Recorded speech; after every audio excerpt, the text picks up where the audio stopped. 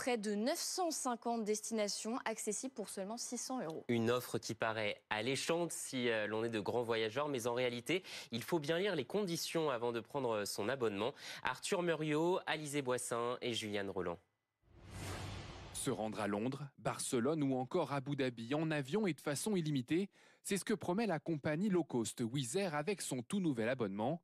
Mais pour 599 € par an, la formule All You Can Fly, tout ce que vous pouvez voler en français, comprend quelques conditions. Impossible de choisir sa place, des frais supplémentaires de 9,99 € par vol, mais surtout la réservation qui peut être effectuée seulement dans les 3 jours précédant le départ.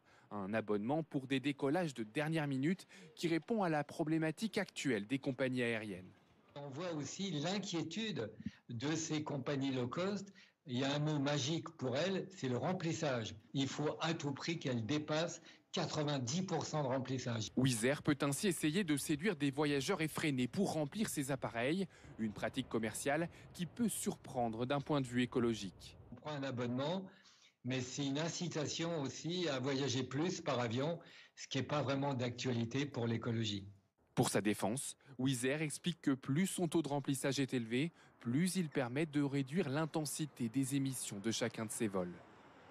Bonjour Linda Lenné, vous êtes rédactrice en chef du magazine professionnel L'Écho touristique. On voit avec ce sujet que les bonnes affaires sur le papier n'en sont pas forcément toujours en réalité. En fait, c'est souvent synonyme de contrainte pour les voyageurs, ces bonnes affaires. Oui, tout à fait. Il ne faut pas se tromper. Il s'agit là d'une offre de vacances limitée de par ses nombreuses contraintes et qui s'appuie sur 3 piliers stratégiques des compagnies low cost, à savoir un prix très attractif, un taux d'occupation optimisé et une campagne marketing virale à laquelle les médias participent largement. Alors pourquoi cette offre? Avec son abonnement, Wizz Air souhaite écouler des invendus à 3 jours du départ auprès de voyageurs indécis qui sont prêts à partir là où le reste de la place, notamment les nomades. L'objectif est ainsi d'amortir ces frais fixes qu'un Airbus A320 d'une capacité de 180 personnes transporte 100 passagers ou 175 passagers. Il aura des coûts fixes similaires en termes de consommation de carburant, de frais de personnel, de maintenance d'appareils, de taxes. La compagnie s'organise donc afin d'optimiser son taux de remplissage. Pour le client final, n'oublions pas un point fondamental. Après le vol, il lui faudra réserver son hébergement à la dernière minute.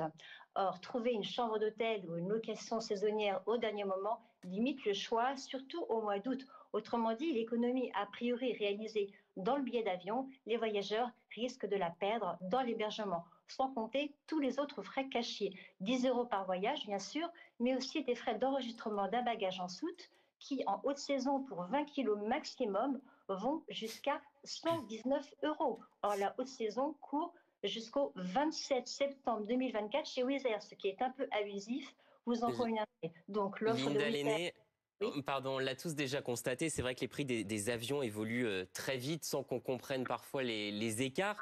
En dernière minute, on peut trouver effectivement des offres intéressantes, mais est-ce qu'il faut mieux s'y prendre plus tôt?